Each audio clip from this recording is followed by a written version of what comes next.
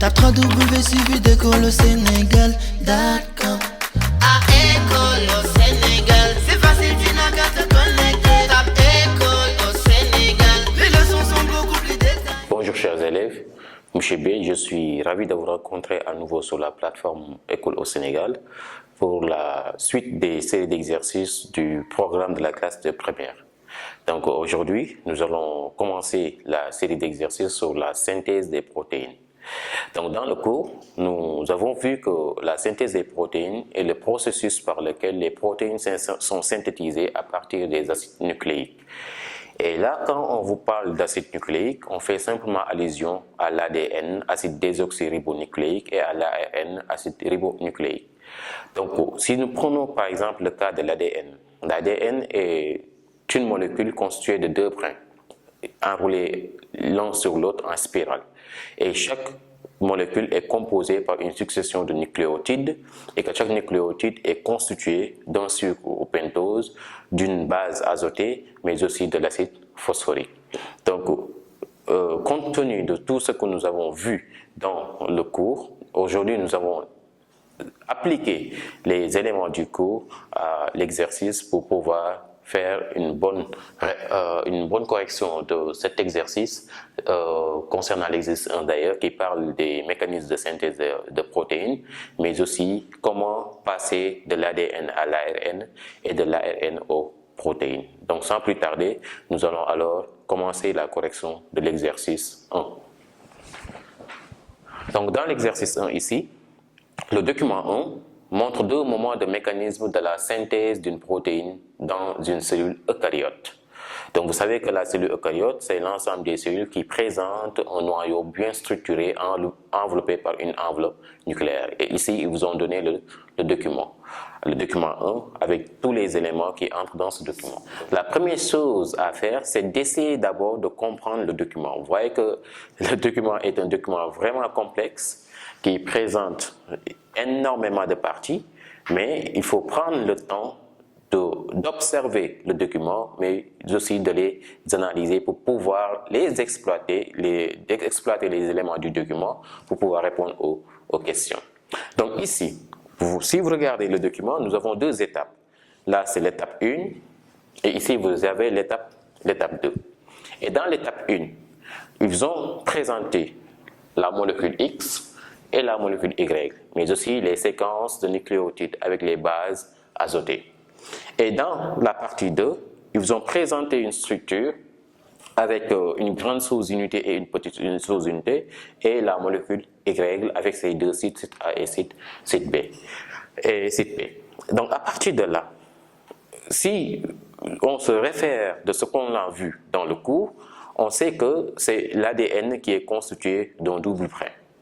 Donc enroulé en spirale, mais ici vous avez une portion d'ADN. Et dans cette portion d'ADN, durant la première phase de la synthèse des protéines, qu'on appelle la transcription, on aura la fabrication de l'ARN messager, la synthèse de l'ARN messager à partir du brin transcrit ou du brin non codant de l'ADN. Et ici, dans ce document, là vous avez le brin 1 et ici le brin 2, et on ne connaît pas à partir de là quel est le brin transcrit et le brin non transcrit. Mais si on se réfère à l'étape 2, ici vous voyez que vous avez UAC. Et compte tenu de UAC et les acides aminés, les codons qui ont été synthétisés, nous pouvons dire alors que ici le brin transcrit, c'est le brin 2 avec un sens 3', 5', qui est d'ailleurs le sens de la transcription dans l'ADN. Donc à partir de là, après avoir exploité cette figure, ce document, nous pouvons commencer à répondre aux questions. Donc la première question, c'est de déterminer les molécules X, Y et Z de chacune des étapes ainsi que leur localisation cellulaire. Donc ici, la molécule X, il est constitué de deux brins avec un brin transcrit et un brin non transcrit. Et ces deux brins, normalement, du point de vue structural, doivent être enroulés en spirale, mais ici nous avons simplement une portion du brin en question qui est ici la molécule X. Donc puisque cette molécule dans la synthèse des protéines est constituée de 2 brins, nous pouvons dire que c'est une molécule d'ADN. Donc X correspond à la molécule d'ADN. Et à partir de X, vous voyez qu'on a la séparation des 2 brins et la formation de la molécule Y. Donc, quelle est la molécule qui se forme à partir de l'ADN? Ce n'est rien d'autre que l'ARN messager, qu'on peut aussi appeler l'ARN pré-messager. Donc, l'ARN messager se forme à partir du brin transcrit de la molécule d'ADN.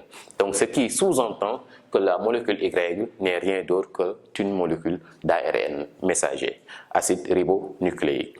Et compte tenu que nous avons la formation de l'ARN à partir de l'ADN, donc nous pouvons dire que l'étape 1 n'est rien d'autre que la transcription. Et on sait bien que la transcription se déroule dans le noyau, plus précisément dans le nucléoplasme. Donc, en synthèse, X correspond à une molécule d'ADN, Y n'est rien d'autre que l'ARN messager. L'étape 1 correspond à la phase de transcription et la localisation, c'est au niveau du noyau.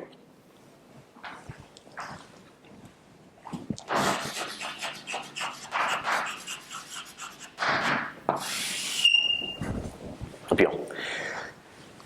Pour l'étape 2, si vous regardez bien, vous avez ici une molécule de ribosome avec une grande sous-unité et une petite sous-unité.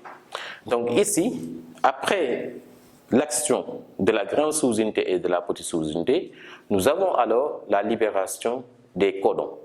Donc ici, les molécules que nous avons ici, les molécules Z, ce n'est rien d'autre que des codons qui ont été obtenus à partir de la transcription de l'ADN. Dans ce cas, ces codons, après leur synthèse, doivent former ce que l'on appelle une chaîne polypeptidique à partir de l'acide aminé.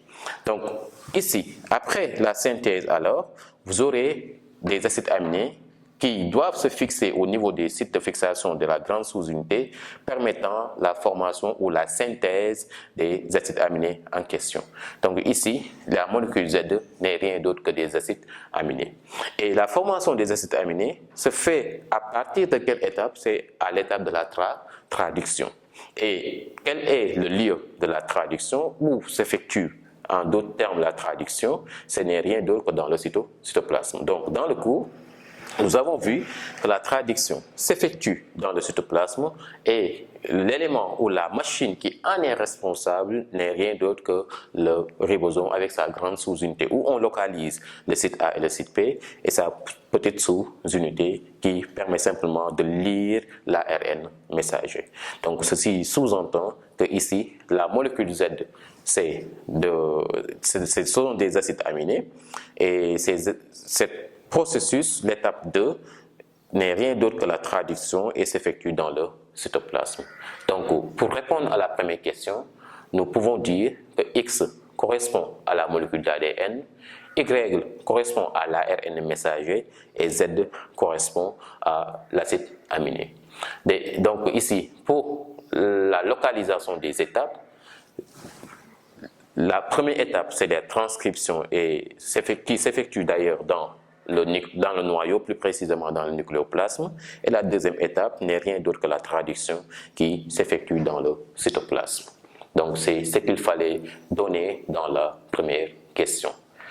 Et dans la deuxième question, en se limitant à la portion du gène, donc c'est cette portion qui a été bien délimitée, recopie le brin transcrit 2, donc il demande de recopier le brin transcrit 2 correspondant à cette portion et donne la séquence complète de la molécule Y. Donc on va utiliser le brin transcrit de cette portion pour donner la séquence Y, c'est-à-dire simplement l'ARN messager correspondant à cette portion de gène, mais aussi de préciser le sens de lecture de l'information génétique.